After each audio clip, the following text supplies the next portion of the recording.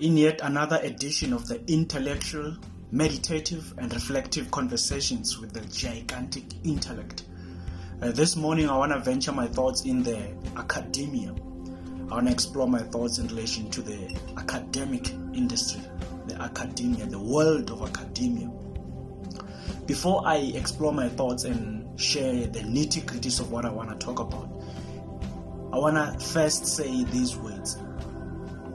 I'm doing these conversations because I was inspired. I'm doing these conversations because someone conscientized me.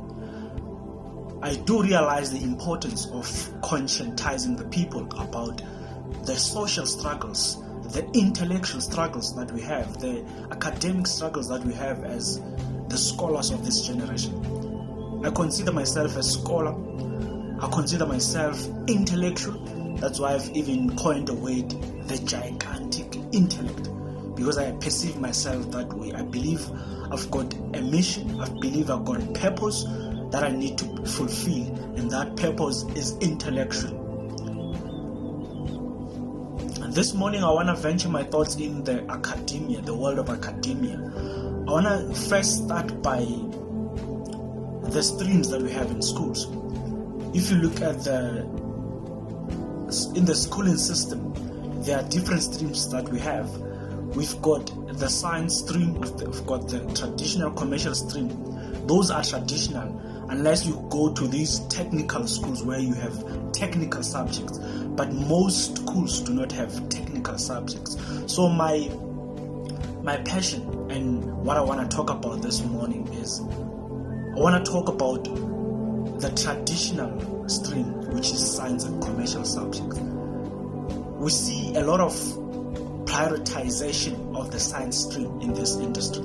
That's why in this schooling system, that's why you see the commercial stream is dying now, and they are prioritizing science and mathematics. Mathematics is considered to be science.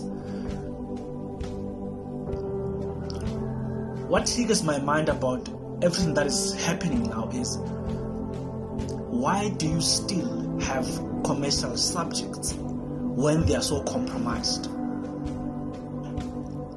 Why do you still have commercial subjects when you prioritize science subject? Why do you encourage people to study these things where else you know that there are no opportunities for those things? Similar to these universities, you've got careers which are considered to not have opportunities, but you still open spaces for those careers to be pursued. Why do you have careers that do not have opportunities and encouraging people to pursue them?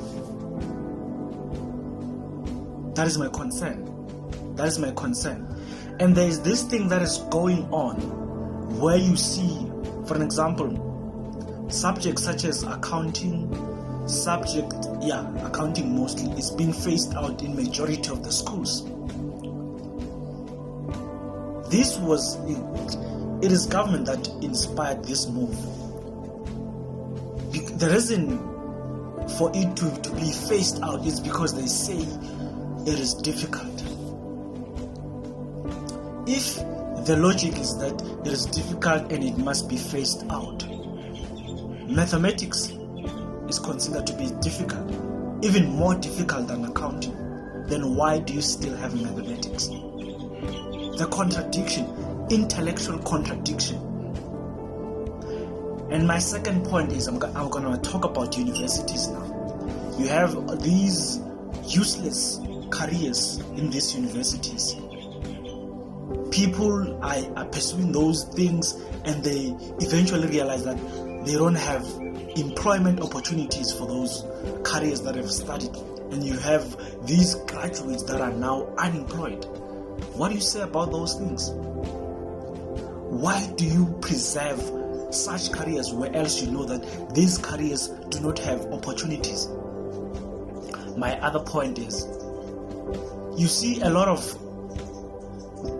it triggered me, it troubles me, the fact that, and I think even the EFF has raised this matter, to say you have qualifying matriculants who have the necessary, who have applied and qualifies, but are rejected in universities because they say there's no space. How ridiculous is that?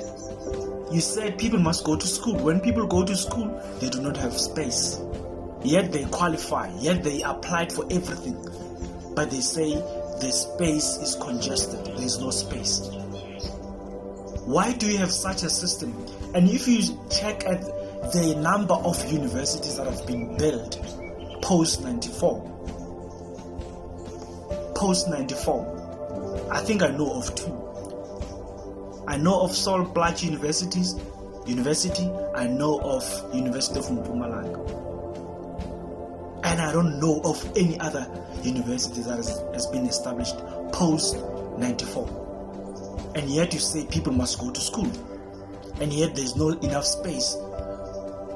This is a clear demonstration that not everyone should go to university. We don't need everyone going to universities. And yet, even in the current education system, there are people who don't qualify to go to universities. And there are those who qualify to go to university. Why can't the system have those people who all qualify to go to this institution?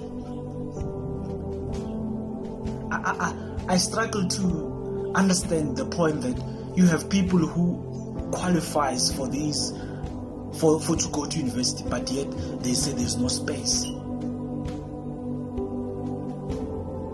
How ridiculous is that? You say people go to school, people have went to school, they qualify, but there's no space in these universities. So it's a government that is, I don't like to be complaining. I just like to point out the facts. This is a fact. Why do you encourage people to go to school, and when they've done all the qualification, they have to seek for something, and there is not that space? They have to study for something, there is no space for that particular thing. So it is very ridiculous. It's very ridiculous and troubling a lot to me. I've been troubled by this a lot. The thing of commercial subjects, the thing of not having spaces for those who qualify in these institutions.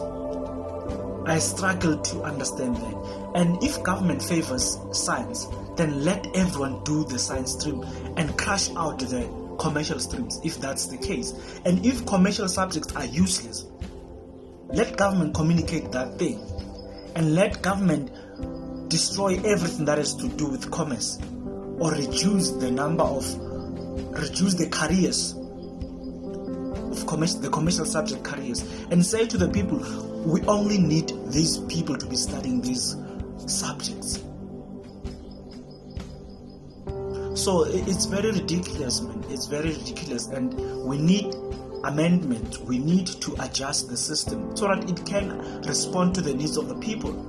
And it is very true that we need a skills-based education system where people are taught skills, because you have these diverse people who are gifted in different fields, but yet you want them to push them in a certain system that does not cater for their needs, that does not cater for their talents. We need a diverse system that is going to respond to different learners, because we can't have different learners pushed in a system that do not respond to the needs or to the needs of their talents. This is the gigantic intellect. Know thyself and remember your ancestors. Peace.